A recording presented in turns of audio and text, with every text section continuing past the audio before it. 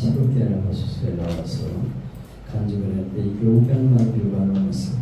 그만큼 인기가 있는데 지금 여기서는 서두에 지금 한다고 행복한 가정을 위해서는 다른 말보다 상대방을 즐겁게 하는 말을 해야 된다.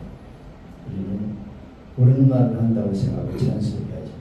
그것 때문에 가정이 깨진다는 거예요. 그래서 좋은 말을 성숙받지 못했으면 교회 가서 말씀을 들으면서 좋은 말을 자기가 배우려는 의지가 있어야 돼요. 그래야 그 가정이 변화가 되고 행복하게 되는 그런 각입니다. 여기 올려놓은 그 한번 영상에서 찾아보는데 김치만 가면 새롭게 하셔서 치면 유튜브에 나옵니다. 아주 유익한 강의예요.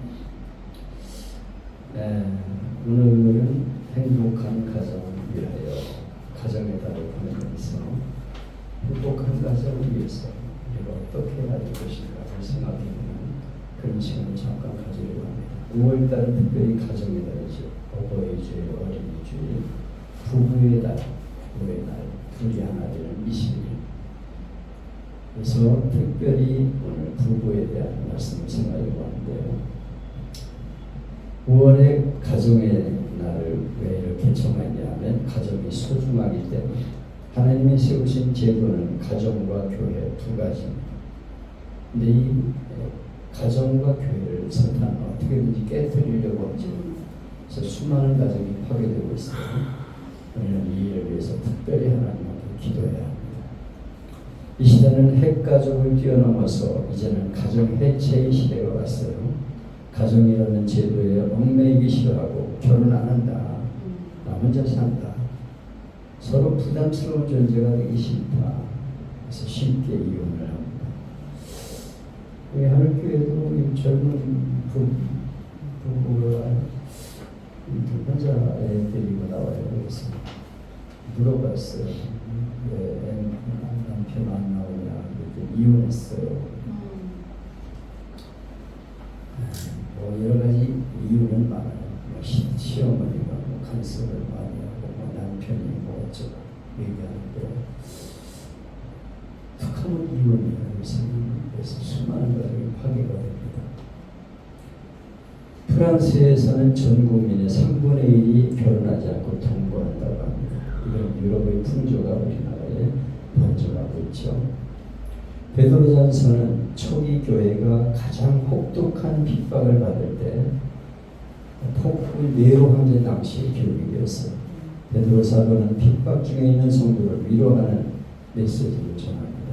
그러면서 오늘 본문에서는 아버지로서, 자식으로서, 아내로서 어떻게 살아야 될 것인가를 권면합니다. 오늘 본문은 예수 믿는 가정이 어떻게 살아야 되는지 교훈하고 있습니다.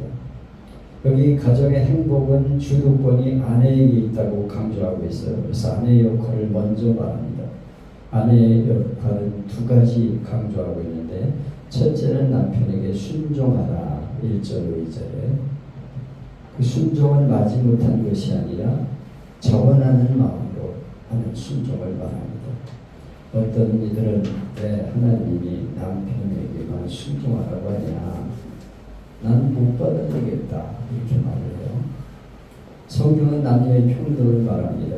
그러나 순종하라는 이유는 질서 때문에 나라에도 질서가 있고 회사에도 질서가 있듯이 가정에도 질서가 있다는 거예요. 그러니까 행복한 가정은 질서가 세워져야 한다. 남편이 그 가정의 가장으로서의 권위를 갖게 해야 된다는 것입니다. 한 몸에 두 개의 머리가 없듯이 우리의 가정은 남편이 우리 가정의 머리다 하는 생각을 가져야 됩니다. 그러니까 가정의 질서를 위해서 남편 말을 잘 따라주는 아내가 되라 말하고 있습니다. 여성운동은 아내와 어머니에게 호전성을 가져다 주었죠. 모든 면에서 남녀가 평등하다고 주장한 결과 질서가 무너졌어요. 그래서 아내가 아이들 마음속에서 아버지의 권위와 영향력을 약화시킵니다. 그래서 아버지와 남편의 권위가 무너지게 되었어요. 그래서 자녀들이 아버지 말을 무시하고 말을 안 들어서 문제가 생깁니다. 아버지 뭐라고 말하면 잔소리 나오고 왜 그렇게 막 그러면서 아주 남편 아버지 말을 우습게 하는 거죠. 이렇게 되면 그 가정이 문제가 되는 거죠. 이 땅에는 남편에게 순종하는 모습을 보여서 남편을 구원한 이들이 많아요. 남편이 보는 것은 그의 행동을 본다는 거예요. 그래서 그가 하나님 말씀대로 살았는지 이걸 본다는 거예요. 그리고 그의 영혼이 하나님을 만나게 된다고 말씀하고 있습니다. 그래서 남편에게 순종하는 모습을 보여야 한다. 그래야 남편이 구원받는다. 말로 구원받지 못한다는 거예요. 행실을 보고 구원을 받게 된다고 말하고 있습니다. 한번 따라갑시다. 아내들이여 남편을 왕처럼 받듭시다. 남편을 왕처럼 받듭시다. 남편을 구원할 수 있다. 두 번째는 속사람을 단장하라. 성경으로 사진인데요. 예수님은 여인도 예면의 아름다움에 신경 써야죠. 그 머리도 틀어지고 막 이러면 남편이 안 좋아합니다. 옷도 좀 깔끔하게 입고 해야지 지저분하게 시원하게 하죠. 그러나 중요한 것은 외모가 아니라 마음의 단장이다. 어떻게 단장해야 되냐? 온유와 안정한 심령으로 온유하고 부드럽고 따뜻한 매력이 있어야 된다는 거예요.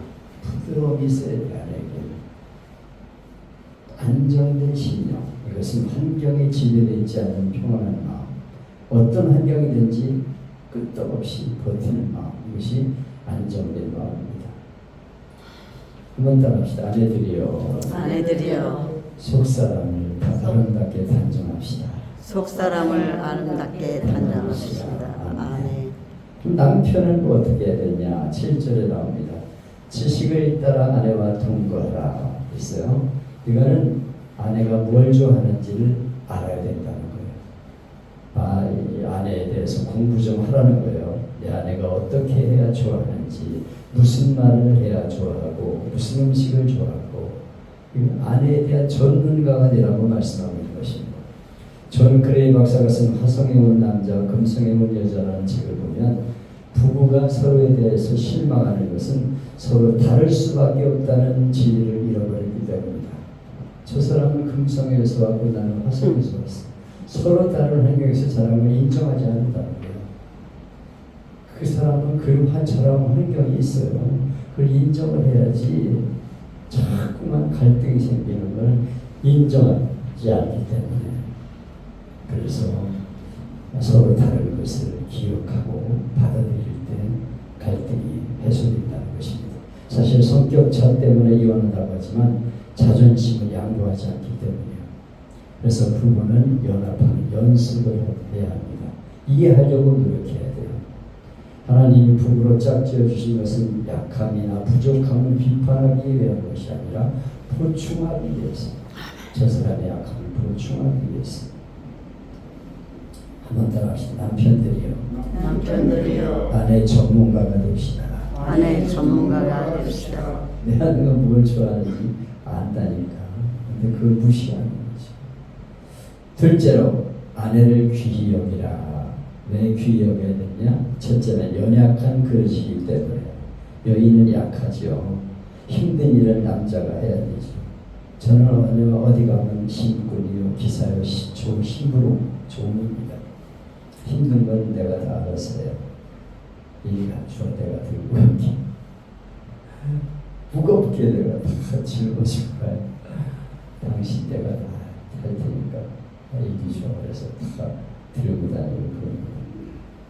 연약한 그릇이라는 걸 인정해야 돼. 둘째는 생명의 은혜를 유업으로 얻기 때문에 천국에도 같이 간다는 거예요. 이 땅에서 만나고 헤어지는 게 아니고 천국에 가서도 영원한 동반자다. 저 사람은 내가 천국까지 같이 갈 사람이다. 이 생각을 잊지 말아야 된다. 셋째는 기도가 막히지 않기 위해서. 부부의 갈등이 생기면 기도가 안 돼요. 신앙생활이 안 됩니다. 성경도 읽고 싶지 않고 교회도 안 가고 싶어요. 신앙생활에 전혀 도움이 안 됩니다. 여러분 가정은 행복하십니까? 행복한 가정은 저절로 이루어지지 않아요. 노력에 의해서 이루어집니다. 우리 어른들은 가정의 행복을 위해서 노력하고 도와줘야 됩니다. 어떤 이들은 부부가 어디 나가려고 하면 왜 나만 두고 나가냐, 내가 집 지키는 강아지냐, 유모냐 막 이래가지고 가해 사이가 나빠지죠.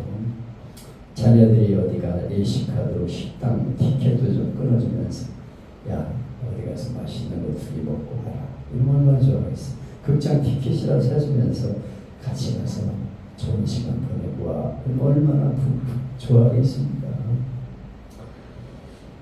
부모는 자녀들이 어떻게든 행복하게 도와줘야 돼요. 그리고 끊이지 않게 기도해줘. 그래서 우리 가정이 천국 같은 가정이 되어서 이웃의 모델이 되어서 나도 당신처럼 예수 믿고 행복한 가정이 되겠다 이렇게 말하는 전도지가 되는 가정이 되기를 축복합니다. 아멘. 믿음의 가정을 주신 하나님을 부르려고 했는데 안 나오더라고요. 그래서 즐거운 나의 집을 배우겠습니다.